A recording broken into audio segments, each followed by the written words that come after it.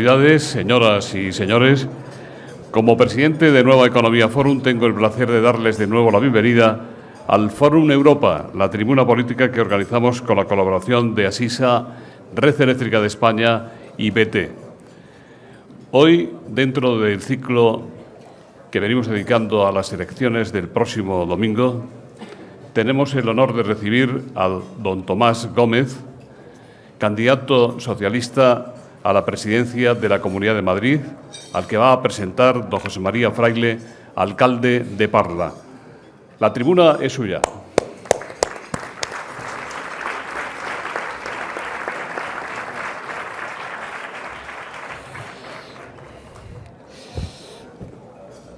Buenos días a todos los presentes, autoridades, organizadores y patrocinadores de este foro, medios de comunicación, amigos y amigas. Primero, gracias por invitarme a presentar al orador que ocupará esta tribuna en unos minutos. Es uno de esos encargos que a uno lo hacen feliz. Me hace feliz poder presentar al político y también al amigo. Ya sé que no estoy aquí para decir que Tomás Gómez es mi amigo, pero ese es el punto de partida de todo. Y todo empezó en el Colegio San Miguel de Parla. Sí, aún recuerdo a ese chico espigado, de aires casi nórdicos, que sobresalía en el minúsculo patio del colegio, en un patio que a la hora del recreo estaba tan abarrotado como la Puerta del Sol la noche del 31 de diciembre. No puedo evitar admirarme cuando recuerdo a aquel chico alto y delgado como un junco, tímido y silencioso, y me admira verle ahora dirigirse con tanta fuerza a la multitud de los mítines o debatir exitoso con la presidenta de la Comunidad de Madrid, por supuesto, presidenta hasta el día 22. Supongo que a todos nos pasa igual. Hay acontecimientos graves o triviales que vivimos al lado de otras personas y que cada uno de nosotros recordamos de manera diferente y con diferente intensidad. Yo nunca olvidaré una noche de febrero del 81, la noche del día 23, pero tampoco olvidaré el debate que tuvimos en clase después de ese día y cómo descubrí en ese debate a Tomás, mi compañero, a ese compañero de juegos, y descubrí que tenía una pasión que yo desconocía, la democracia, la política, y la defendía con sus ideas, y la defendía con un brillo distinto a los demás, quizá con más luz. Al poco tiempo separamos nuestro recorrido formativo. Yo me incorporé a la Escuela de Formación Profesional de Construcciones Aeronáuticas. Para quien no me conozca, he sido aprendiz de fresador, delineante, tareas estas que compatibilicé con mis estudios en la Universidad Politécnica de Madrid, donde me gradué como ingeniero aeronáutico, profesión que he ejercido hasta el año 1999. Mientras, Tomás comenzó sus estudios de bachillerato en el primer instituto público de Parla, el primer instituto público. Su promoción inauguró el instituto. Primero dieron clases en los bajos de un edificio, hasta que se construyó el edificio que albergó definitivamente el instituto público, Enrique Tierno Galván. En aquella época yo no podía ver Parla con ojos de alcalde, pero ahora comprendo, mirando atrás, todas las carencias de servicios que tenía nuestra ciudad. Servicios esenciales en educación, en sanidad, en transporte, en el suministro del agua, por no hablar del saneamiento o del asfaltado de las calles. Muchas de esas cosas las hemos cambiado los socialistas. Y uno de esos socialistas es Tomás Gómez. Tomás dice, vivir es comprender. Tus padres, Tomás, son de esas personas que lo intentan una y otra vez, que igual emigran, que ponen un bar, que no temen al trabajo. Y te recuerdo ayudando a tus padres en la zapatería y luego en el bar. Y lo recuerdo también trabajando los veranos para ganarse algún dinerillo. Cuando Tomás habla de emprendedores, sabe de lo que habla. Y cuando habla de las dificultades para conseguir un crédito de las personas que tienen un negocio, también. La política. La política ha sido para nosotros una pasión compartida. Cuando digo pasión, creo que uso esa expresión adecuada. Y si no, ¿por qué íbamos a estar ambos peleando por la alcaldía de Parla o por la presidencia de la Comunidad de Madrid? Lo que ocurre con las pasiones es que también tienen sus aristas. Y aún recuerdo que aquellas aristas y discusiones de juventud también fueron ocasión para poner en letargo durante algún que otro fin de semana nuestra amistad.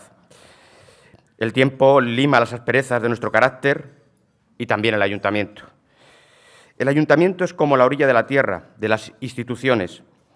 Las necesidades más directas y cotidianas de la gente golpean una y otra vez a los alcaldes y concejales de cualquier color político, hasta ir puliéndolos, hasta rebajar nuestras aristas y hacer como tú haces, escuchar con paciencia y ayudar como se pueda.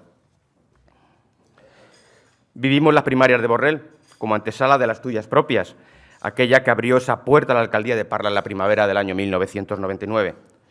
Nuestra experiencia, iba a decir, perdona la apropiación, tu experiencia ha sido la mejor de las herramientas para interpretar el entorno. El entorno era nuestra ciudad. Y lo hiciste de manera tan precisa y concreta que eso te valió el apoyo de 3 de cada 4 parleños. Cuando nos sentábamos a preparar los presupuestos municipales, no había olvido posible sobre aquello que tal o cual vecina o vecino te había planteado, en algunos casos hasta con un año de anterioridad, bien en una reunión de barrio, en una actividad asociativa o en un encuentro casual en cualquier calle de Parla. La de alcalde es otra carrera, la carrera de servidor público, y en esa Tomás Gómez tiene un doctorado. Ha sido el alcalde más votado de España por 2 veces consecutivas. La pregunta sobre cómo se consigue algo así no es fácil de responder, y estoy seguro de que ustedes me comprenderán que por qué razones del cargo yo también me la he hecho muchas veces. En todo caso, sí hay algo seguro y que no fue algo casual. Y también que no es fácilmente repetible. Ser el alcalde más votado es el resultado de una reacción química, de la catálisis y del cariño, como el que pone un alfarero en el ejercicio del moldeo. Eso es lo que Tomás Gómez sabe hacer como pocos, catalizar y moldear un liderazgo alrededor de la gente. Escribo estas últimas palabras de mi presentación y se me viene a la cabeza que quizá la explicación del liderazgo de Tomás Gómez sea que en realidad su verdadera pasión no sea la política, sino la gente. Él conoce muy bien a las personas y si las conoce bien es porque le interesan, porque le gustan. Por eso le resulta tan sencillo sentarse, escucharlas y comprenderlas. Él ve el ganador que hay en cada ser humano y por eso Tomás apuesta por la gente y por eso la gente apuesta por Tomás. Tomás, o lo dice un ingeniero, es ese material con el que se ensaya y se analizan sus propiedades, que se mide y se somete a las más duras condiciones. Las especificaciones técnicas resultantes son claras y precisas. Buena persona, parleño, socialista, luchador, destino, presidente de la Comunidad de Madrid, pero sobre todo, ciudadano común, Tomás Gómez. Muchas gracias.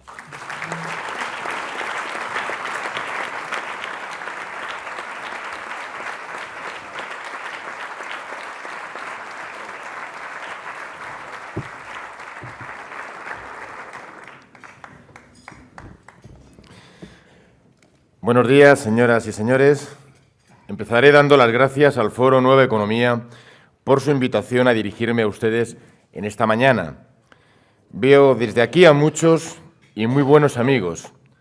Sé que algunos de ellos ya me han escuchado en numerosas ocasiones, así que todavía les agradezco aún más su presencia, porque su presencia hoy aquí es una forma de decirme que en los avatares de esta decisiva contienda democrática están a mi lado. También le agradezco al alcalde de Parla, a José María Fraile, su presentación. Me siento muy orgulloso de él como amigo y como alcalde de mi ciudad. Siempre digo que he procurado rodearme de los mejores colaboradores, procurando que fueran mejores que yo. Hoy Además de decirlo, les traigo una prueba. José María es ingeniero aeronáutico y alcalde, porque gracias a nuestra democracia, la gente común puede llegar a lo más alto de las instituciones sin tener que dejar de ser gente común, sin renunciar a su principal riqueza como políticos en una democracia, que no es otra que tener la perspectiva de la mayoría. Estoy convencido de que tener esa perspectiva, la de la mayoría social, es la mayor ventaja estratégica de los socialistas. Ciertamente no tenemos el poder económico, ni el poder de los medios de comunicación. Tampoco solemos tener el apoyo de las élites del poder, pero vemos el mundo con los ojos de la mayoría. Con su presentación me ha recordado los tiempos y lugares que nos forjaron a él y a mí, tiempos y lugares muy parecidos a aquellos en los que se forjaron cientos de miles de españoles como nosotros y mayores que nosotros. Ni mi alcalde ni yo añoramos aquellos tiempos y aquellos lugares de nuestra infancia. Hemos trabajado muy duro para cambiar todo eso en nuestras vidas y en la vida de nuestra ciudad, como para ahora echarlo de menos.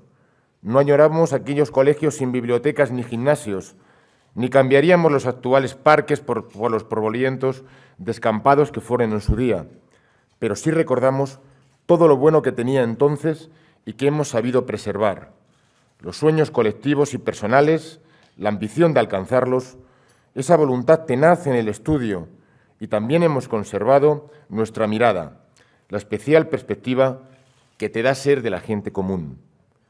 Sin duda, nuestros sueños de cambio también se han hecho mayores, es decir, más grandes y más maduros. Hace unos días leí el texto de una conferencia de una de las personas de nuestro país que mejor está reflexionando sobre la política en el mundo local, Manuel Zafra, en el que decía que alguien que quiere cambiar la realidad tiene derecho a mirarla de manera ideal, y también decía que el liderazgo es algo que viene de esto que se llama el sentido de la realidad, que es un sentimiento de cercanía, de familiaridad con un entorno. Los socialistas hacemos los proyectos con esa mezcla de ideales y sentido de la realidad, pero hace falta algo más que es saber soportar la tensión entre ambos elementos. Vuelvo a citar el texto de Zafra. Solo quien aguante la tensión de haber soñado lo imposible, aun sabiendo que va a conseguir lo posible, está en condiciones de desempeñar responsabilidades públicas.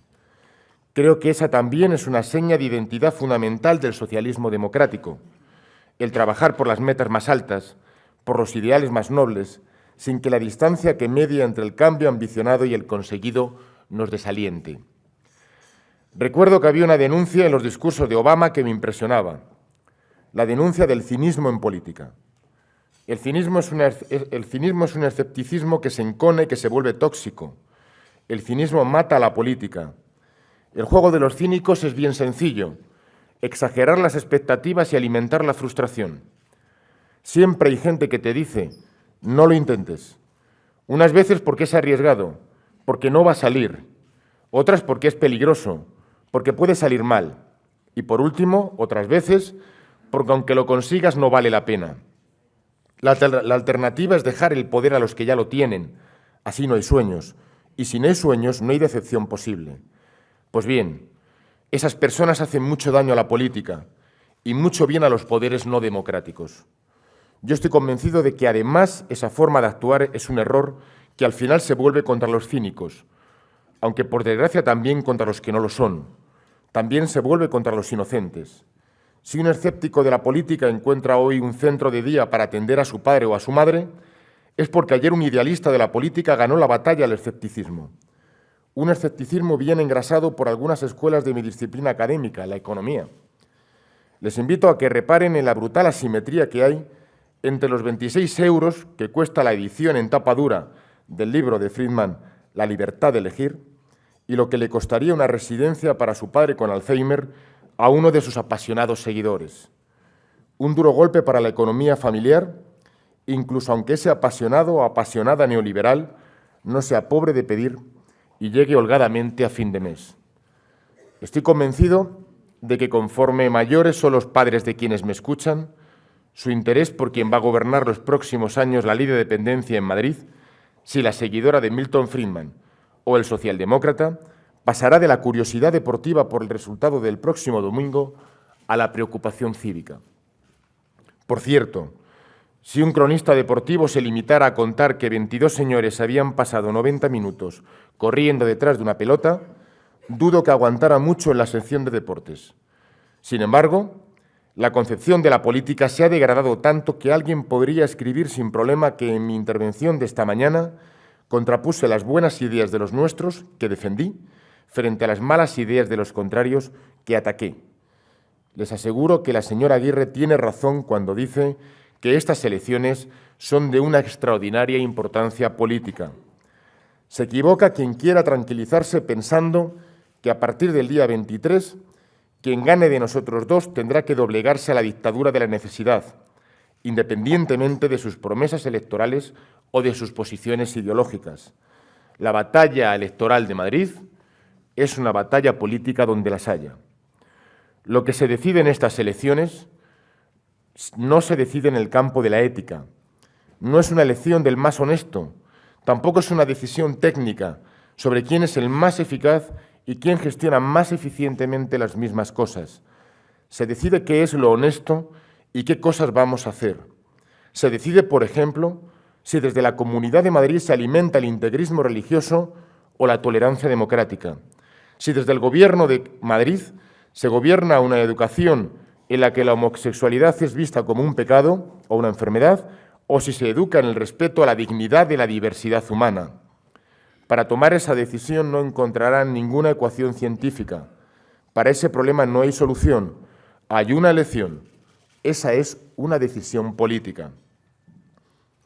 La apuesta de la derecha que representa a la señora Aguirre por invertir en ideología es una apuesta estratégica, tanto en términos de poder político como en términos de negocio. El caso de Telemadrid es un buen ejemplo de esta estrategia, pero además sirve para ilustrar la asimetría a la hora de la acción colectiva entre la oligarquía de los negocios y la ciudadanía común. Para millones de madrileños, Telemadrid es sencillamente una televisión que no ven porque se ha convertido en un coto de la extrema derecha, en lugar de un servicio público. Estoy seguro de que la inmensa mayoría de ellos quisiera verla cambiar, que fuera representativa de la pluralidad de la sociedad madrileña, de su diversidad. Tienen interés en ese cambio, pero ese interés no tiene punto de comparación con el que tienen algunos personajes de la extrema derecha en comprar Telemadrid. Son muchos menos, pero su interés es mucho más intenso que el de la mayoría de los madrileños, y están dispuestos a hacer lo que sea necesario para satisfacer su interés. Nuestra obligación en estas elecciones es agregar todo el interés extenso y difuso de la mayoría y, sumándolo, hacerlo más poderoso que el interés intenso y concentrado de unos pocos. Por eso yo apelaría al civismo de todas las personas que me escuchan y a la influencia que puedan desarrollar en sus ámbitos sociales para que me ayuden a evitar que Telemadrid, además de servir a los intereses ideológicos de la extrema derecha, se convierta en un lucrativo negocio para unos pocos, a costa de lo que hemos invertido en ella durante años los ciudadanos y ciudadanas de nuestra comunidad. Verán que he empezado por los aspectos más ideológicos, por los instrumentos que configuran los valores de una sociedad. Cuando la señora Aguirre habla de libertad, no está pensando en la libertad política de John Rawls, sino en el liberalismo económico de Milton Friedman. El pensamiento económico de la señora Aguirre es una mezcla de la fe en el mercado con una fe de Carbonero y de la utilización del Estado a la aristocrática manera de la escopeta nacional. Su política de privatizaciones no responde a una estrategia económica, sino a una estrategia de negocio con la coartada de una superstición ideológica. Una ideología bastante tosca, por cierto. Cuando la señora Aguirre habla de libertad de elección, no se refiere a la que tiene el parado para elegir la empresa que le conviene, no, sino a la que tienen las empresas para elegir el parado que más les interesa. No es verdad que se trate de la libertad de las familias para elegir un centro para sus hijos, sino de la libertad de los centros para elegir a los niños de las familias que les interesan. Lo mismo ocurre con la libertad de elegir médico. Somos libres de elegir la cola de espera. Al final, después de todo el discurso neoliberal, lo único que le ofrecen a la gente común son lentejas. Lo mismo ocurre con su nacionalismo, igual de tosco, hecho para golpear y no para liderar. se muestran muy preocupados porque la mayor parte de las competencias sobre educación estén en manos de los gobiernos autonómicos, que, por cierto, son elegidos por españoles y por españolas, ya sean andaluces, valencianos o madrileños, y agitan el temor a la pérdida de la soberanía nacional en sus tertulias televisivas y radiofónicas. Mientras, el gobierno de la señora Aguirre pone la educación de los niños de 0 a 3 años en manos de un fondo de inversión americano. ¿Eso no le parece una cesión de soberanía nacional, sino sencillamente un buen negocio? A estas alturas de mi intervención, creo que todo el mundo me dirá: está claro, usted dice que los socialistas defienden el estado de bienestar, defienden servicios públicos de calidad, pero para eso necesitan sostener económicamente la educación y la sanidad públicas. Es cierto, lo reconozco, y espero que ustedes convendrán conmigo en que para desmantelar algo que nos ha costado tantas décadas construir, la señora Aguirre no necesita que la economía vaya bien, porque para privatizar el estado de bienestar no hace falta que la economía vaya bien, basta con tener la voluntad política, el interés y una buena excusa ideológica. Por ejemplo, decir que si los negocios van bien, la economía irá bien.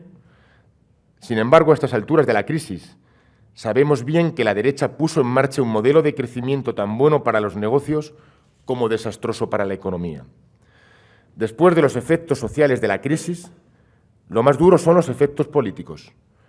Es muy duro ver a una persona en paro, pero también ver cómo los responsables de la crisis, quienes hicieron todo tipo de esfuerzos académicos y teóricos para alimentar las políticas que le hicieron posible, quienes tomaron las decisiones que la provocaron, quienes se beneficiaron de todo ello, han conseguido situar en los gobiernos del chivo expiatorio de todo problema. Y resulta todavía más duro y más injusto que eso ocurra con gobiernos que no comparten los postulados ideológicos que dieron lugar a esta situación. De tal manera que quienes causaron la ruina y escurrieron el hombro en la dificultad, terminen siendo los que se apropien de la prosperidad. El proyecto de Aguirre para la economía de Madrid no es otro que el mismo que tiene Rajoy para la economía de España: que se vaya el presidente Rodríguez Zapatero. Luego ya verán lo que hacen, pero para ellos lo más importante es que una eventual recuperación les pille a ellos en el poder. Nosotros creemos que las comunidades autónomas tienen que ayudar a propiciar la recuperación económica. Es verdad que la dirección de la política económica corresponde al Gobierno de la Nación, pero las comunidades autónomas representan el 40% del gasto público. Quiero decir que hay cosas que hacer desde las comunidades autónomas para ayudar a la recuperación. ¿Qué se puede y qué se debe hacer desde la Comunidad de Madrid para colaborar en la recuperación del crecimiento económico? Lo primero de todo es la cooperación entre instituciones. Se entiende que en la primera etapa del Estado de las Autonomías el rasgo dominante fuera la reivindicación de las comunidades autónomas frente al Estado. Pero una vez alcanzado un nivel de descentralización tan grande como el que tenemos, se trata de abrir una etapa de cooperación entre instituciones. Insisto en la importancia, sobre todo desde el punto de vista económico, cuando se trata de hablar de duplicaciones, de simplificar trámites, de impedir que se fraccione el mercado interior, hay que decir que eso solo se puede hacer desde la cooperación.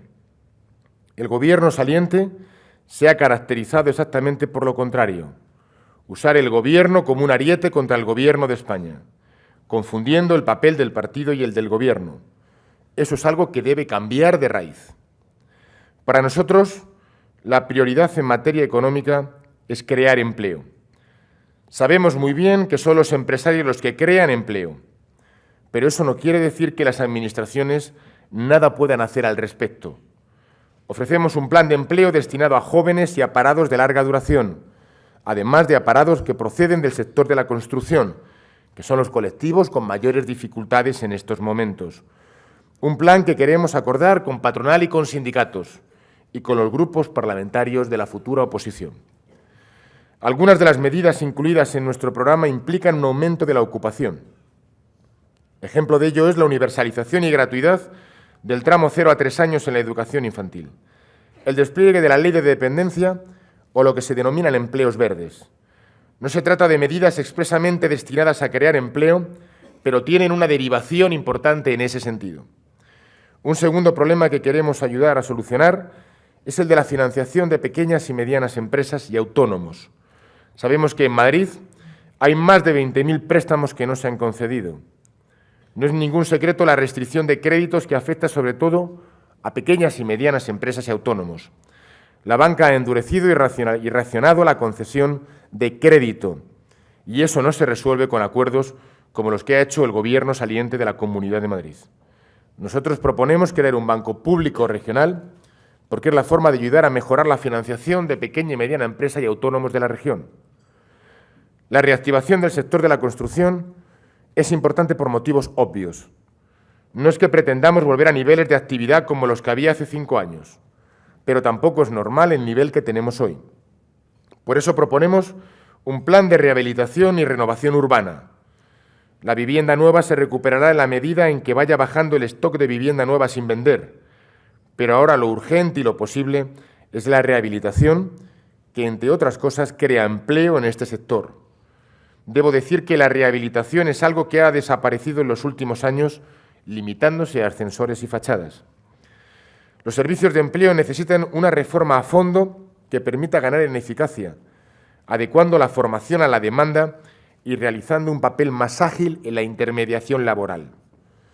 Lo que tenemos ahora es un fracaso más que notable de la gestión del Servicio Regional de Empleo, que tiene su expresión máxima en la incapacidad para invertir unos 200 millones de euros al año en estas políticas de empleo. Son fondos puestos a disposición de la señora Aguirre, que ésta es incapaz de gestionar. La crisis que estamos viviendo tiene su epicentro en la construcción, pero no olvidemos que el segundo sector más golpeado es la industria, que ha perdido cerca de la 1/4 parte de su empleo. Por eso queremos elaborar una ley de industria que ayude al desarrollo del sector. Atraer inversiones industriales supone disponer de suelo industrial adecuado y asequible. La crisis que afecta a todos los ciudadanos afecta también a las instituciones, en especial a los municipios. Una de las medidas que queremos poner en marcha es la creación de un fondo de cooperación para financiar a los pequeños y medianos municipios. Las medidas que he ido enunciando suponen más gasto, ciertamente. Por eso hemos previsto algunas medidas por el lado de los ingresos.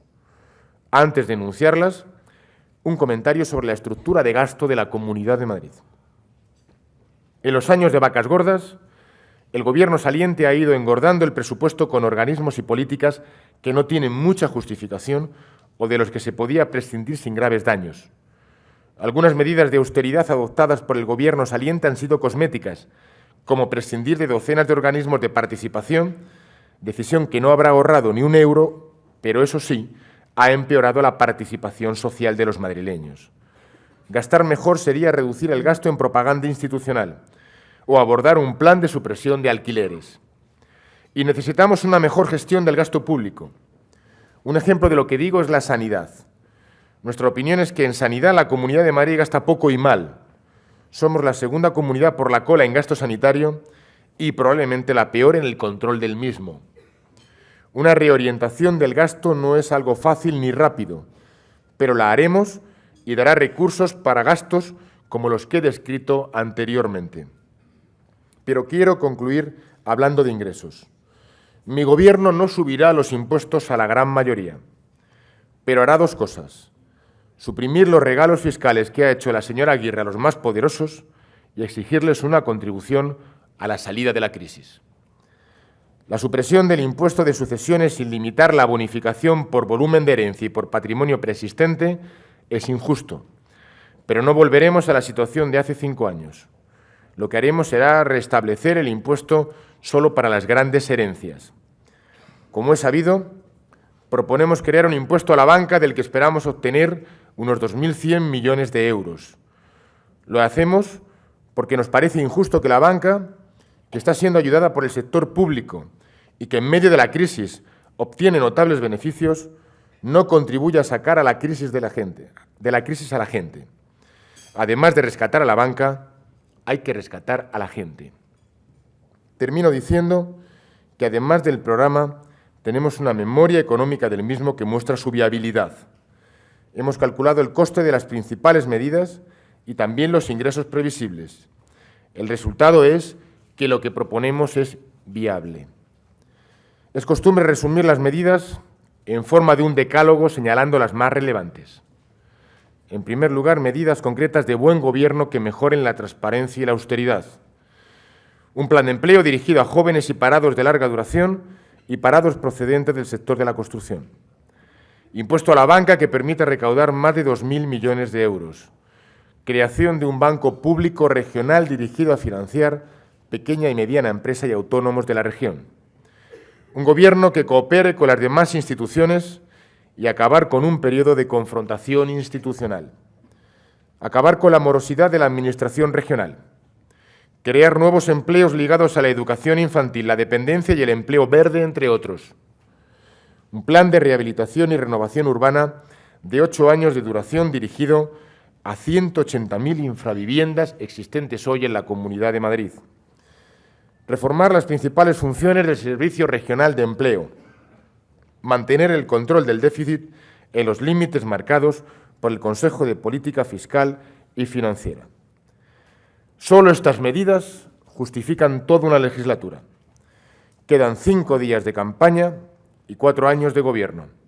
Un gobierno que se parezca a la sociedad madrileña, a esa mayoría social formada por personas que hacen funcionar Madrid cada día, a los que mueven el metro, los autobuses, a las personas que trasnochan en los hospitales para cuidarnos y madrugan en Mercamadrid para alimentarnos, a los trabajadores que son los que hacen funcionar las industrias y los que investigan en los laboratorios, personas que hacen Madrid y que porque lo hacen son quienes mejor lo comprenden. Todas esas personas son gente común, no son privilegiados. De ellos es la cultura del esfuerzo, la que aprendimos de nuestros padres y de nuestros abuelos, que vinieron a esta región de todas partes de España, a alcanzar sus proyectos, a prosperar, a aprender, a vivir. Madrid es una experiencia de éxito, porque está hecha con el éxito de todas esas personas. A ellos me debo, y en honor a ellos, en coherencia con lo que defiendo y represento, quiero hacerles también un anuncio en esta mañana. El anuncio es que si los ciudadanos depositan su confianza en mí, los hijos de quienes formen parte de mi gobierno irán a la enseñanza pública y sus familias no tendrán otra sanidad que no sea la pública. Y ellos y sus familias sabrán lo que es un metrobús, como lo sabe bien mi alcalde, aunque sea ingeniero aeronáutico. Nosotros somos la expresión política de esa gente común. Nuestro objetivo es gobernar con sus propios valores, valores de esfuerzo, que es sobre todo un valor de trabajadores, también valores de solidaridad, de respeto a las instituciones democráticas y a las personas. Queremos conseguir, con el apoyo de la mayoría, que el Gobierno de Madrid se parezca a sus ciudadanos y sienta como ellos. Ese es nuestro reto para el 22 de mayo, pero sobre todo para después del 22 de mayo. Esa es la esperanza de la izquierda, esa es la esperanza de la gente común de esta comunidad. Por eso, cuando la gente me pregunta en estos días, Tomás, ¿vas a ganar? Yo les digo, sí, voy a ganar. Algunos pensarán que qué otra cosa voy a decir. Sin embargo, no tenemos otra opción que ganar, porque es tan decisiva esta elección, es tanto lo que está en juego, y lo es para tantas personas, que vamos a ganar, aunque sea porque no nos queda más remedio. Muchas gracias.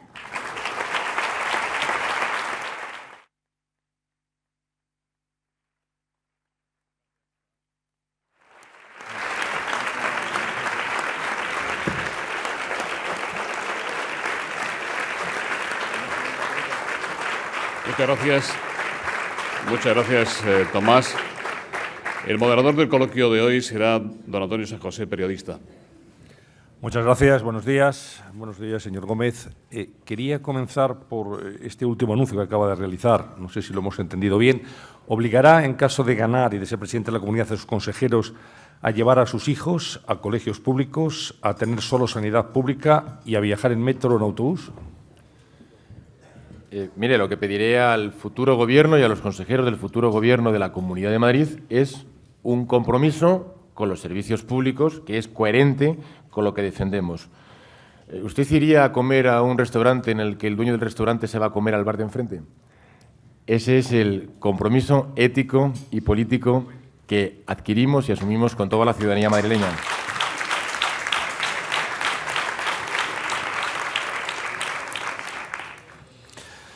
Bueno, ya acaba de anunciar que tiene que ganar, ha dicho al final porque no queda otro remedio, pero ¿con qué ánimo afronta esta última semana de campaña? ¿Qué importancia tiene la última semana, a su juicio, después de las encuestas conocidas ayer y publicadas en casi todos los medios de comunicación?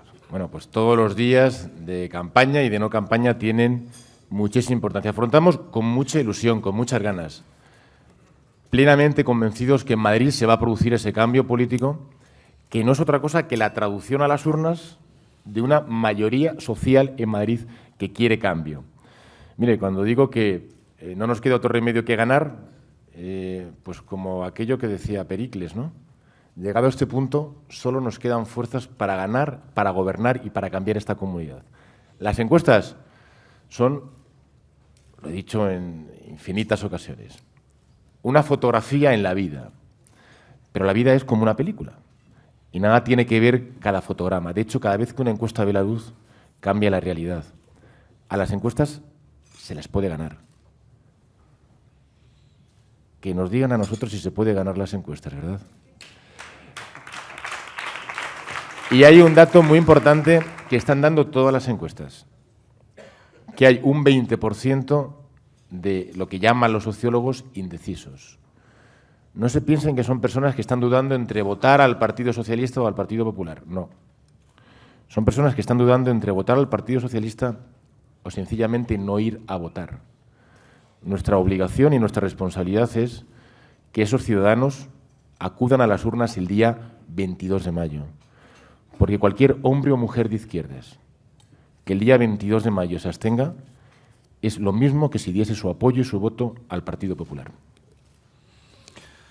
¿Por qué, señor Gómez, la campaña para la presidencia de la Comunidad de Madrid está resultando más crispada en su tono verbal que la campaña al ayuntamiento?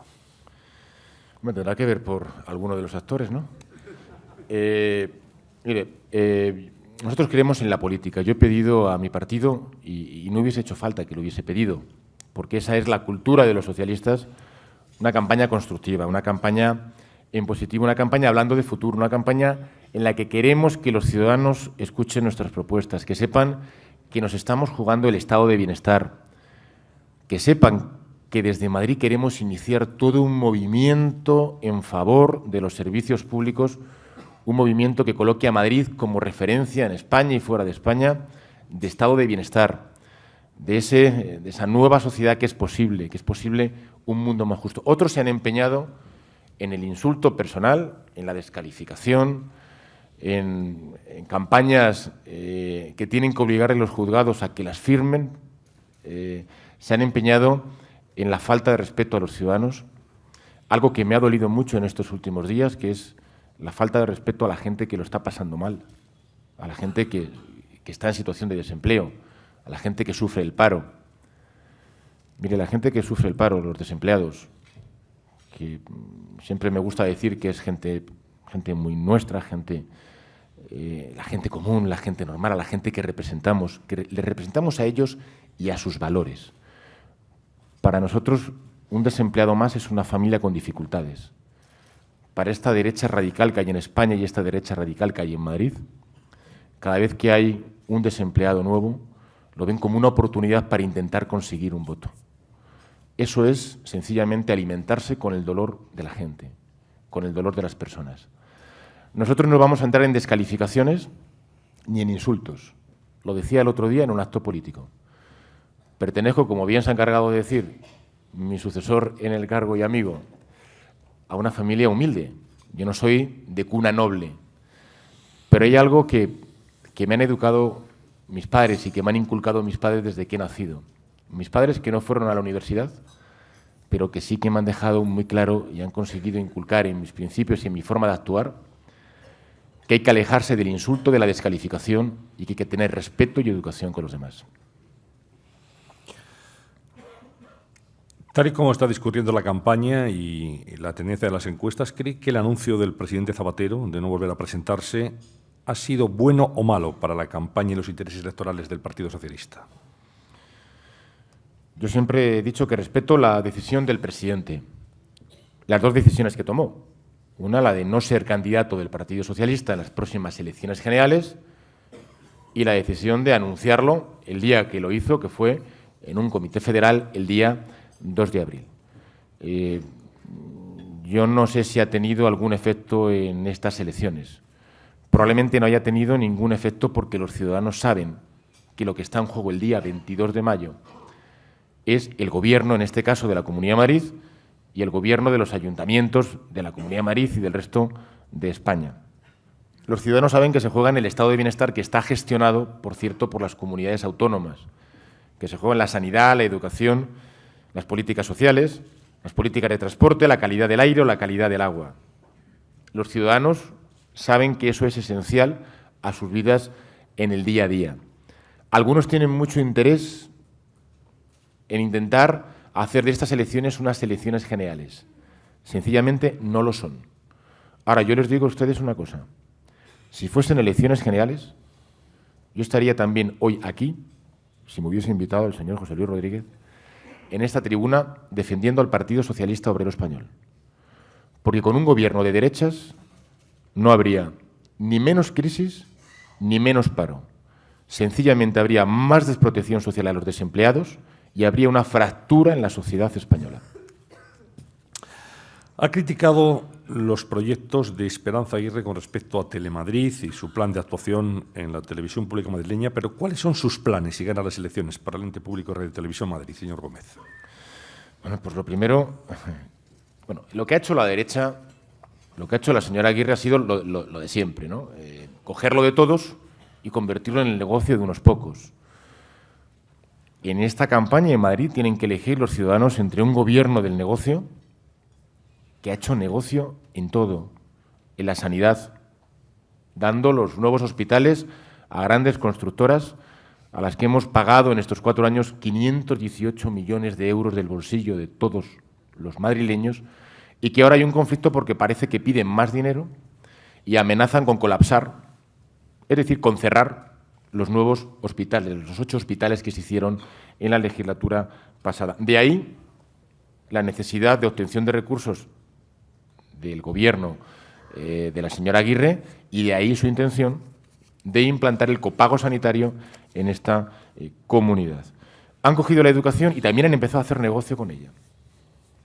¿Piensa la señora Aguirre que los padres y las madres en la Comunidad de Madrid que tienen hijos escolarizados en escuelas infantiles en 0 a 3 años, aquellos que han tenido la oportunidad de tener una plaza, porque hay más de 30.000 niños que no han tenido esa oportunidad, ¿cree la señora Aguirre que están tranquilos y están de acuerdo en que el proyecto pedagógico y educativo de sus hijos esté en manos de un fondo de inversión norteamericano? Han vuelto a cogerlo de todos para hacer negocio unos pocos. Cuando no es negocio, no hacen política. ¿Por qué creen ustedes que no ha habido política de vivienda en estos 4 años? ¿Por qué no se han construido las 150.000 viviendas de alquiler con opción a compra que había comprometido la señora Aguirre hace 4 años? ¿Por qué solamente el Ayuntamiento de Alcorcón, por ejemplo, ha hecho más vivienda de protección pública que todo lo que ha hecho la señora Aguirre en toda la Comunidad de Madrid? Sencillamente porque la vivienda ha dejado de ser un negocio. Ya habían privatizado Telemadrid, el uso, un medio de comunicación público que pagan todos los madrileños al servicio del Partido Popular y al servicio de los intereses partidistas de la señora Aguirre. Ahora viene la parte del business, ahora viene la parte del negocio, ahora viene la parte de privatizar la propiedad. Creemos firmemente en los medios de comunicación públicos. Son pilares del funcionamiento del sistema democrático. Está muy de moda el libro de Stefan Hessel, el ensayo en el que hace alguna reflexión que hacían los luchadores contra el fascismo después de la Segunda Guerra Mundial. Medios de comunicación públicos, independientes de los gobiernos, independientes de los poderes económicos, independientes de los poderes internacionales, como elementos que aseguran, que estabilizan el funcionamiento democrático. Apostamos por una televisión pública plural, objetiva, al servicio de los ciudadanos. Pedro Aldama, de Agrupación Mutua, dice: ¿qué mensaje sobre su futuro profesional está dispuesto a trasladar a los jóvenes que hoy se incorporan a un mercado laboral sin oferta suficiente. Que es posible un futuro diferente, que Madrid tiene un potencial enorme, que creemos en Madrid, que lo mejor de Madrid es la gente, que Madrid está mucho mejor distribuida la inteligencia que el poder, y que ha llegado la hora de que haya un gobierno en esta comunidad que sea capaz de distribuir también el poder de la misma manera que está distribuida la inteligencia. Que tenemos 6 universidades públicas de excelencia, de las que nos sentimos orgullosos, con 250.000 de universitarios, con más investigadores que en ningún otro territorio, que la obligación de un gobierno autonómico, que la obligación del gobierno de la Comunidad de Madrid es dedicar más recursos a la investigación, más recursos a las universidades y hablar bien de sus universidades. Dar prestigio a nuestras universidades, que son las mejores del país y tienen que ser de las mejores de Europa y del mundo, que tienen ese potencial enorme, que es posible que en este Madrid establecer una buena formación profesional al modelo alemán, una formación profesional que nos haga ser una sociedad más competitiva y con mayor productividad, una sociedad capaz de situar a Madrid entre las 10 regiones líderes de Europa, Innerlando, Ile-de-France, Luxemburgo, Oslo, Bruselas, algo que venimos repitiendo hasta la saciedad, que es posible en Madrid apostar por una mayor y mejor educación, que es posible apostar en Madrid por el estado de bienestar, que es el único instrumento que hace posible que una sociedad sea más fuerte y más libre, porque el mayor carcelero que tiene el ser humano, el mayor carcelero es el miedo a estar enfermo, el miedo a que tus hijos no tengan la mejor de la educación, el miedo de los padres que tengan un hijo discapacitado, ¿a qué pasará con su hijo cuando ellos no estén? El estado de bienestar elimina el miedo, da libertad, hace una sociedad más fuerte, pero también hace una sociedad con más oportunidades. Tenemos unos jóvenes magníficos, yo lo veo en mis clases. Invito, por cierto, al Partido Popular y a la señora Aguirre que vayan a mis clases los jueves por la mañana, para que vean que efectivamente doy clases en la universidad. Veo a mis alumnos de los que me siento orgulloso, jóvenes con ambición, con ganas, con inteligencia, jóvenes con criterio, jóvenes con ganas de comerse el mundo. Establezcamos las bases, pongamos las mimbres para que puedan hacer el cesto. Fernando Jáuregui, de diariocritico.com, dice: ¿qué opinión le merece este movimiento con sede en las redes sociales, Democracia Ya, que ha protagonizado manifestaciones este fin de semana? Es un movimiento antipartidos, de izquierda, ácrata, hay un cabreo real. Sonia Caño, de Punto Radio, dice: ¿qué opinión le merece la manifestación de ayer a nivel nacional por un cambio político y social? ¿Teme una desmovilización de su electorado? Y Pedro Echevarría, de Diario Progresista, recuerda que ayer se vivió una importante movilización ciudadana que refleja el malestar ciudadano con las élites políticas y, sobre todo, económicas. ¿Cómo cree que la izquierda debe abordar este movimiento ciudadano que se multiplica en todo el mundo? Bueno, en primer lugar, respeto a todos los movimientos y a todas las opiniones, siempre que se desarrollen en el ámbito pacífico de la no violencia, evidentemente. La política tiene un grado de desprestigio importante. Sin embargo, la política es el único instrumento que tiene la mayoría, y el único instrumento que tiene una sociedad para cambiar las cosas. Yo el otro día hablaba con Javier Rojo en un acto que tuvimos muy emotivo en Alcalá de Henares. O sea, si llegase un extraterrestre a España y se le encerrase, que no conoce nada en nuestra realidad, se le encerrase en una habitación y se le diese toda la prensa de los últimos 30 años y se leyese toda la prensa de los últimos 30 años, probablemente pensaría que hoy España está a punto del colapso absoluto y mucho peor que hace 30 años.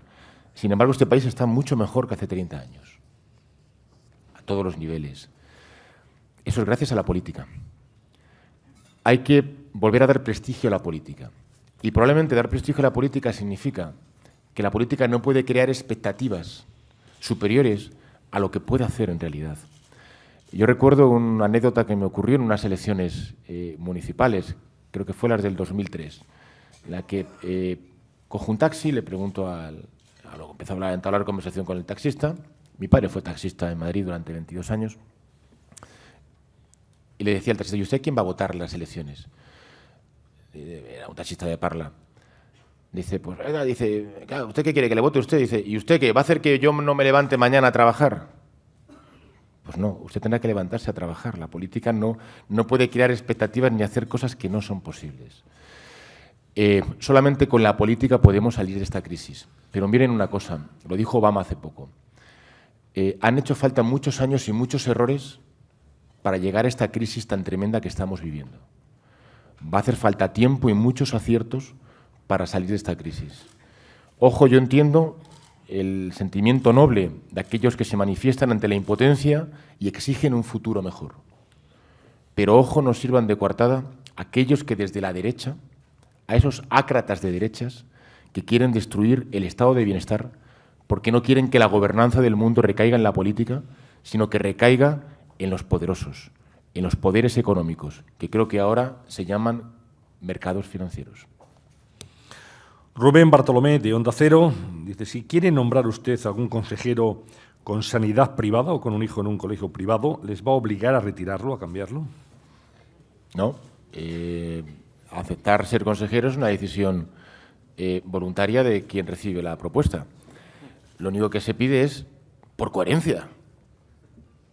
Si estamos defendiendo el estado de bienestar y los servicios públicos de calidad, lo coherente es que los responsables de que el estado de bienestar tenga la potencia y el impacto en la sociedad y suponga esa red de protección social sean usuarios, en lo que respecta a su persona y a sus familias, de los servicios públicos esenciales. Es un hecho de coherencia personal y política.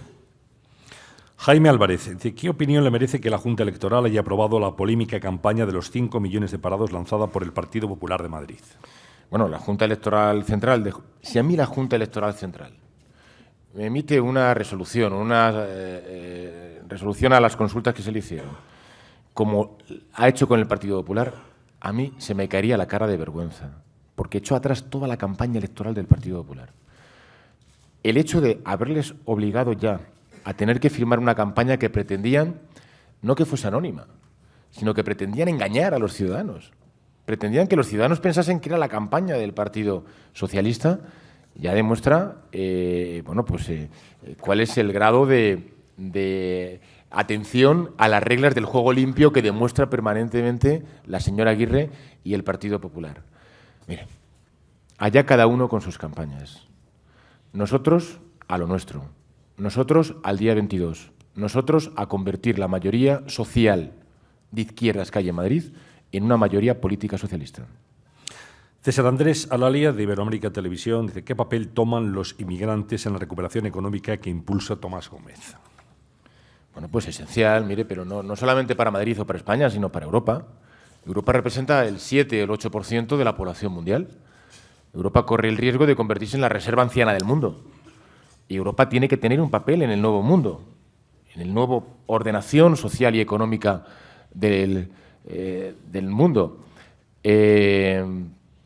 Europa tiene algo que no tienen el resto de los continentes ni el resto de los territorios del planeta. Europa es el único sitio del mundo en el que hay estado de bienestar. Estado de bienestar que nace como el gran pacto entre la socialdemocracia y el capitalismo. Ese estado de bienestar que hoy está cuestionado precisamente por aquellos que defienden un modelo económico y un modelo social que es el que nos ha llevado a esta crisis financiera y económica, que es la más dura y la más intensa de los últimos 70 años. Europa tiene que profundizar en estado de bienestar. La diferencia entre recortar el estado de bienestar y profundizar el estado de bienestar es las condiciones en las que va a salir la sociedad de esta crisis. Porque de las crisis se sale. Recuerden ustedes la crisis de los años 80. Dos modelos antagónicos. Modelo de Reino Unido, con las políticas de derechas de Margaret Thatcher, políticas de recortes en las prestaciones sociales y políticas socialistas, socialdemócratas de los gobiernos de Felipe González. Políticas de extensión del estado de bienestar, políticas de reestructuración, modernización de la economía española, de cualificación de los trabajadores en nuestro país, de la apuesta por la educación para tener una sociedad más competitiva y con mayor productividad. Ambos países salimos al tiempo de la crisis, prácticamente en los mismos periodos, con una diferencia. Según el índice de Gini, en Reino Unido aumentó la desigualdad social en más de 8 puntos y en España se redujo la desigualdad social en más de 10 puntos. Eso es el papel de Europa en este momento. Hay que contagiar el estado de bienestar al resto del mundo. Pero Europa no tiene futuro si no somos capaces de contar con hombres y mujeres que vienen de otros continentes, que vienen de otros países. Europa corre el riesgo de convertirse en una reserva anciana en el mundo. Y Europa tiene la obligación de representar determinados valores de convivencia y sociales para el resto de la humanidad.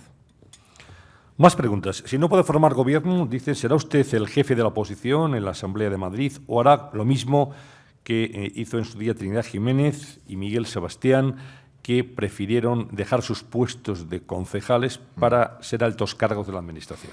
Se empeñan ustedes en no creer mi palabra de que vamos a gobernar a partir del día 22 de mayo. Cuando ustedes se encuentren en la vida a un candidato a unas elecciones, que a 6 días del proceso electoral tenga en la cabeza un escenario diferente a la victoria, desconfíen de ese candidato. No es un buen candidato. No tengo en mi cabeza otro escenario que la victoria electoral.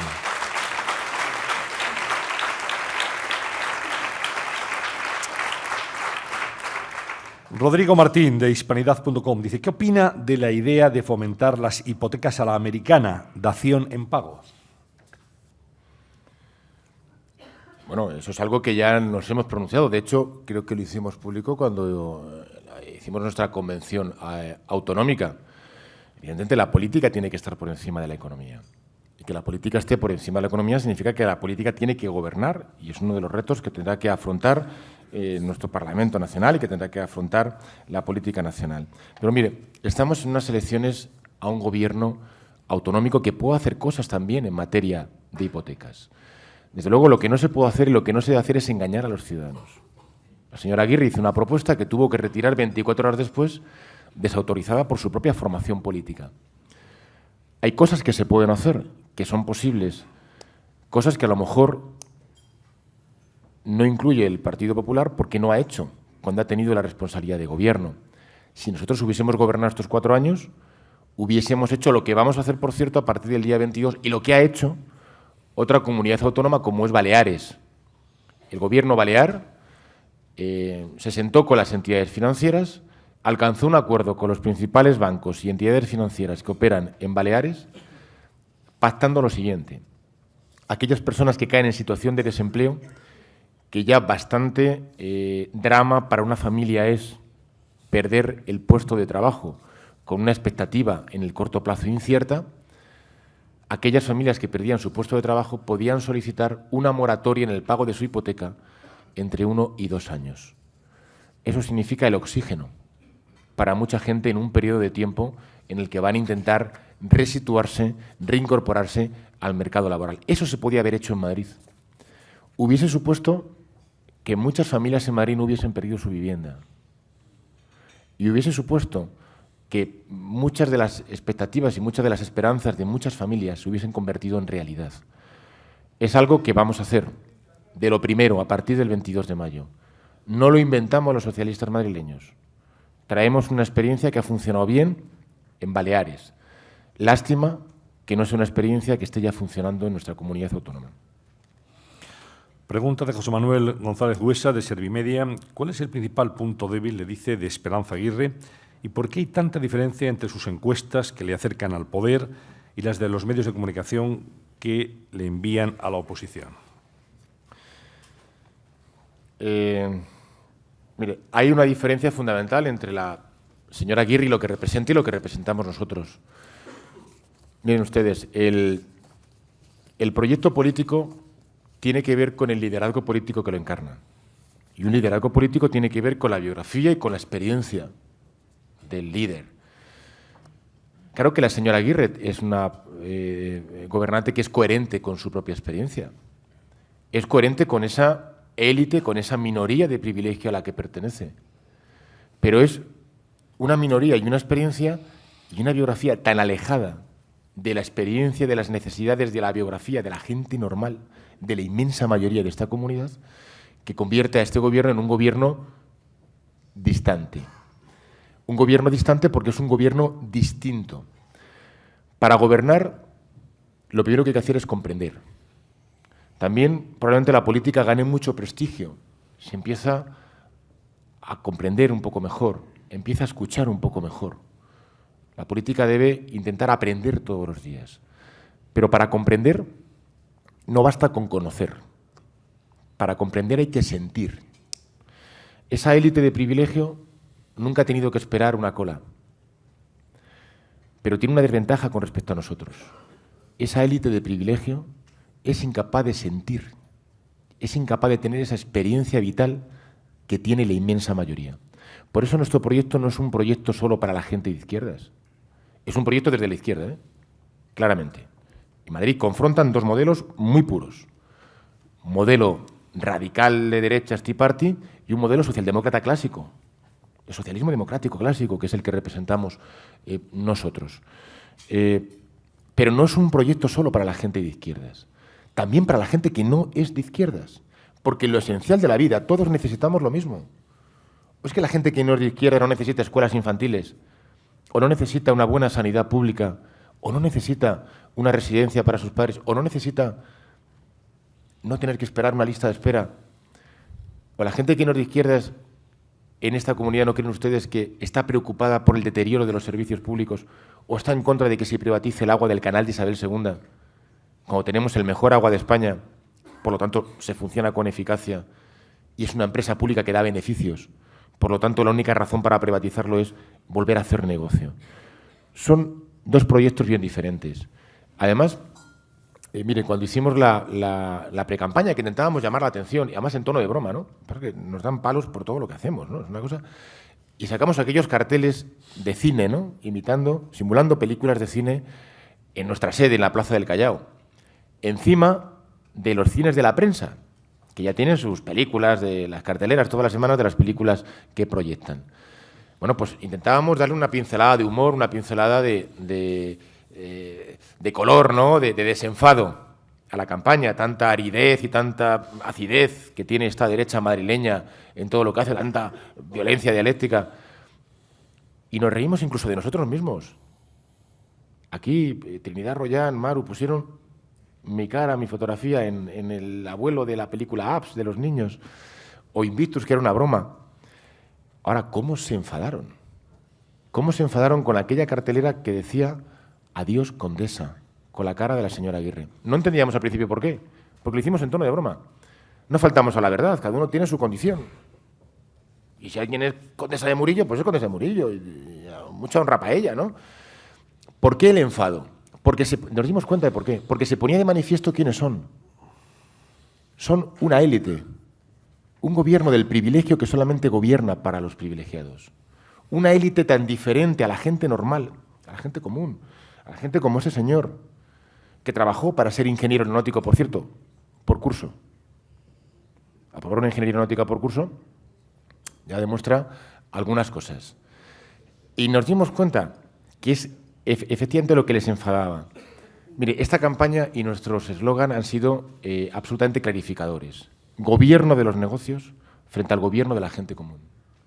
Por eso nuestro eslogan es el presidente de la gente común, de la mayoría, de la gente que se levanta por las mañanas a trabajar, a sacar con dignidad a su familia y al tiempo hace que funcione esta comunidad. Después de 16 años de monopolio en el poder de esta derecha, de estas élites, ya es hora de que la gente normal y corriente ocupe el poder político para resolver los problemas de la gente normal y corriente. Y lo que digan las encuestas, mire usted, hay encuestas para todos los gustos. En el mismo día yo he visto encuestas publicadas en distintos medios que daban resultados sustancialmente diferentes. El día 22 de mayo van a ver ustedes cómo en Madrid se produce el cambio político. Pregunta de Noelia Ontoria, de Onda Madrid. Dice, el pasado sábado en Alcorcón dijo ante la ministra Carme Chacón: este acto es histórico, ¿cuánto presente y cuánto futuro aquí? Y le pregunta la periodista de Onda Madrid, ¿va a decir lo mismo esta noche Alfredo Pérez Rubalcaba en Vallecas? Mire, yo soy una persona de palabra. Mis padres son... Es que me siento muy orgulloso, ¿no? Claro, es que eso nunca lo puede tener la señora Aguirre. O sea, la experiencia de tener unos padres es una experiencia que te permite conocer y sentir como la mayoría, sentir lo que siente un desempleado y su familia, sentir la importancia que tiene la educación pública, que es la única oportunidad que tiene la mayoría, o la sanidad pública, que es la única oportunidad que tiene la inmensa mayoría. Pues mira, a mí me han enseñado mis padres una cosa, dice, mi padre, que es un hombre muy... Dice, mira, nosotros no podemos dejarte ninguna herencia, hijo. La única herencia que te dejamos es tu palabra. Cumple siempre tu palabra. Es tu único patrimonio. Y si lo pierdes, nunca más tendrás nada. Y yo el día 2 de abril di mi palabra a mi partido. Me comprometí con mi partido, en la sede federal de mi partido, en la calle Ferraz, a que hasta después del día 22 de mayo no íbamos a hablar, yo no iba a hablar de sucesiones ni de otras cosas que no fuesen las elecciones autonómicas. No lo voy a hacer. Ahora, el día 23 de mayo, los socialistas madrileños tenemos, como ustedes bien conocen, mucha importancia, mucho peso, permítame que lo diga, en el Partido Socialista, y nuestra opinión también la emitiremos. Bueno, pues hay una pregunta de Irene Rivas, del Economista, que dice: una semana para que empiece a hablarse de primarias en el PSOE. ¿Descarta usted al 100% presentarse como candidato a estas elecciones primarias? Las únicas primarias que yo tengo son las del día 22 de mayo y lo he dicho en muchísimas ocasiones. Vamos. Hablando de carteles de cine, le preguntan desde Onda Cero qué opina del cartel de Mentiroso Compulsivo que le he dedicado a las nuevas generaciones del Partido Popular. Porque me siento muy orgulloso de mis padres, que me han educado para no insultar, para no difamar y para tratar con respeto a los demás. ¿Cuánto dinero se podría recaudar con la recuperación del impuesto de sucesiones para grandes herencias? Bueno, pues ha habido una pérdida de ingresos importante, creo que está en torno a los 500 millones de euros. Está por aquí Adolfo Piñedo, que es nuestro responsable de números. La cifra exacta, si quieren, se la damos después. Una cifra muy importante en esta comunidad. Dese cuenta que el ahorro de la reducción del impuesto de sucesiones solamente se ha producido para 70.000 ciudadanos en esta comunidad, para el 2% más rico de esta comunidad. Ha supuesto una merma importante de ingresos para las arcas públicas. Bueno, vamos a unas últimas preguntas. Julio Vidal, del Club Internacional de Prensa, dice: ¿con qué capital constituiría el Banco Público Regional que usted propone? ¿Puede detallar el proyecto? Bueno, no se trata de un banco comercial al uso con oficinas debajo de un bloque que se construye, no. Se trata de... Queremos hacer un ICO regional. El mercado falla. Vaya que sí falla, ¿no? Y cuando el mercado falla, tienen que intervenir los poderes públicos. Hace 3 años y medio, todos los gobiernos tuvieron que inyectar dinero en la banca privada, de diferentes maneras. En algunos casos incluso adquiriendo parte del accionariado del capital. En este país, miren ustedes hemeroteca, el líder de la oposición, señor Rajoy, llegó a proponer la nacionalización de la banca. El señor dirigente de la COE en el momento, Díaz Ferrán, habló de paréntesis en el capitalismo. En España se pusieron a disposición 100.000 millones de euros en avales para sostener el sistema financiero cuando era, por cierto, el sistema financiero más sólido y más solvente de toda la economía internacional que estaba afectada por la crisis. ¿Cómo puede rasgarse nadie las vestiduras porque estemos planteando que exista una parte del sistema financiero que sea público, que sirva no solo para amortiguar los efectos de las tensiones financieras, sino también para ayudar a la recuperación económica? Algo que ha propuesto Osborne, el exchequer de Reino Unido. Algo que existe en Alemania y que ha sido clave en la recuperación económica, con los mismos objetivos que el Banco Europeo de Inversiones. Planteamos un ICO regional del que cuelguen varias piezas. Una entidad de gestión de fondos de capital riesgo que existe hoy pero no funciona y que nosotros tenemos la intención de que entre 100 y 200 millones de euros fluyan para el emprendimiento en nuestra comunidad. Yo visitaba hace poco unas instalaciones en Leganés, la primera empresa en tecnología de telecomunicaciones. Está en un vivero de empresas de Leganés apoyada por el Ayuntamiento de Leganés. Se creó hace 11 años. Se creó por 6 ingenieros de telecomunicaciones. Hoy son 90 ingenieros de telecomunicaciones. Las más importantes emisoras de radio de este país, la cadena SER, Radio Nacional, la COPE, toda su modificación de software y hardware se lo ha hecho esta empresa. Son líderes en España en innovación en telecomunicación y tienen solo 2 competidores a nivel internacional, que es una empresa israelí y una empresa alemana. hoy no sería posible si no hubiesen empeñado a esos 6 ingenieros hasta sus viviendas y el Ayuntamiento de Leganés no les hubiese facilitado un centro de empresas en el que han desarrollado su actividad. Su primer proyecto tardó 6 años en ver la luz. Hoy son líderes en España. Ningún banco privado hubiese financiado ese proyecto. Hace falta fondo de capital riesgo, hace falta que funcione Avalmadrid con mayor recursos y con mayor celeridad, hace falta recuperar el IMADE como instrumento de recuperación económica, hace falta que IBIMA cumpla una función también con rehabilitación de vivienda, todo ello englobado en un único regional, y una de las piezas será el futuro banco público, que tiene como objetivo, banco público no hace falta una gran infraestructura física ni de recursos humanos, pero que tiene como objetivo inyectar entre 600 y 800 millones de euros anuales para proyectos de innovación, para proyectos de pequeñas y medianas empresas y para proyectos de autónomos en nuestra comunidad. Bueno, vamos muy rápidamente ya con 2 últimas preguntas. Ignacio Buqueres Ibac, presidente de la Comisión para la Racionalización de los Horarios Comerciales, dice que está entre sus prioridades que los ciudadanos puedan conciliar la vida necesaria personal y familiar y que la igualdad sea, por tanto, una realidad y que la productividad deje de ser una asignatura pendiente de este país. ¿Cuál sería, digamos, su política de horarios imprescindible para los temas enumerados, especialmente la conciliación? Bueno, efectivamente, son 2 temas diferentes, aunque muy interrelacionados, ¿no? Los horarios comerciales con la conciliación. Una de las primeras entrevistas que tuve yo cuando asumí la responsabilidad de la dirección de los socialistas madrileños fue con Javier Gómez Navarro, alguien a quien tengo mucho respeto intelectual y me parece una de las mejores cabezas económicas de este país.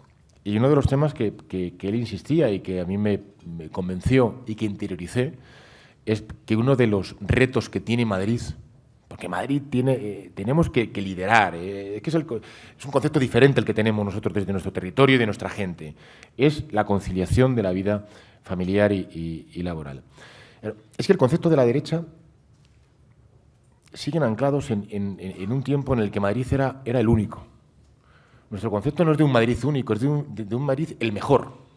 No queremos tener las únicas universidades, sino las mejores. Si no tenemos los únicos, tenemos los mejores. Queremos competir con los mejores de Europa. La obligación de Madrid es vertebrar España, liderar España y colocarse entre los 10 líderes de Europa. La conciliación, desde luego, y hay que empezar por todo el sector público, es uno de los objetivos y de las máximas que nos hemos planteado en una sociedad como la de Madrid, que crea escuela en el resto de España. Horarios comerciales también es un tema diferente. Cada vez que se abre en Madrid una gran superficie, somos la segunda región de Europa con mayor número de metros cuadrados de grandes superficies por ciudadano. Cada vez que se abre, se destruyen y desaparece pequeño y mediano comercio, que es, por cierto, el que genera empleo estable en Madrid. 300.000 empleos el comercio pequeño y mediano. En torno a 80.000 empleos lo que han generado las grandes superficies. Y además, nuestro objetivo es la libertad. Y creemos en la competencia. La competencia, por encima de todo. Cada vez que se abre una gran superficie y cierran pequeños comerciantes, se reduce la capacidad de elección que tiene el ciudadano, el consumidor. Entonces queremos que haya libertad de elección, que un ciudadano pueda elegir entre comprar en un pequeño comercio o comprar en una gran superficie, no solo entre qué gran superficie es a la que voy a ir a comprar. Somos la segunda la segunda región de toda Europa en metros cuadrados de gran superficie por ciudadano y tenemos tantos domingos y festivos abiertos que creo que triplicamos a la segunda región de toda España. No se ha traducido ni en mayor consumo, ni se ha traducido en condiciones de mayor capacidad de elección para los ciudadanos, con lo cual pues es una política evidentemente equivocada. Hay que proteger también al pequeño y mediano comercio en nuestra comunidad. Claro, es que lo que está ocurriendo en Madrid es un experimento. Está experimentando la señora Aguirre, que ha comprado la ideología más de derechas que hay en el mercado, en los servicios públicos y en otros aspectos de la vida, las políticas y la ideología que ha llevado al mundo a esta gran crisis financiera y económica. Es posible una sociedad diferente, es posible un mundo diferente y es posible también una ordenación social y económica diferente. y a ello vamos a empezar desde Madrid. Bueno, última pregunta, se la hace Paloma Cuevas desde Libertad Digital. Dice, ¿es verdad que a usted le gustaría para Madrid lo mismo que Zapatero ha hecho para España? A mí me gustaría que Madrid invirtiese los 200 millones de euros que el Ministerio de Trabajo destina para crear empleo en Madrid y que el Gobierno de la Comunidad de Madrid rechaza. Por cierto, 200 millones de euros anuales que podrían haber generado 50.000 empleos. A mí me gusta y vamos a poner en marcha en Madrid en 6 meses la ley de dependencia, que no solamente es cumplir con la ley, no solamente es un tema de dignidad de una sociedad, no solamente es cubrir las necesidades de todos los dependientes de Madrid, sino que además genera más de 53.000 empleos en nuestra comunidad. Yo creo en los derechos de las mujeres que, de acuerdo a la ley, quieren interrumpir voluntariamente su embarazo, que en los derechos de las personas que quieren casarse independientemente de su preferencia sexual.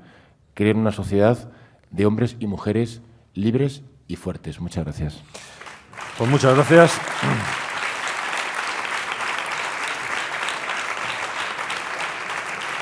Muchas gracias. Y voy a pasar la palabra a don José Ignacio Fernández Somalo, de Red Eléctrica, para que cierre este desayuno en nombre de los patrocinadores. Agradecerle a don Tomás Gómez, en nombre de los patrocinadores, el que haya hecho un hueco en su agenda para exponer en Fórum Europa sus ideas y propuestas políticas. Muchas gracias y toda la suerte.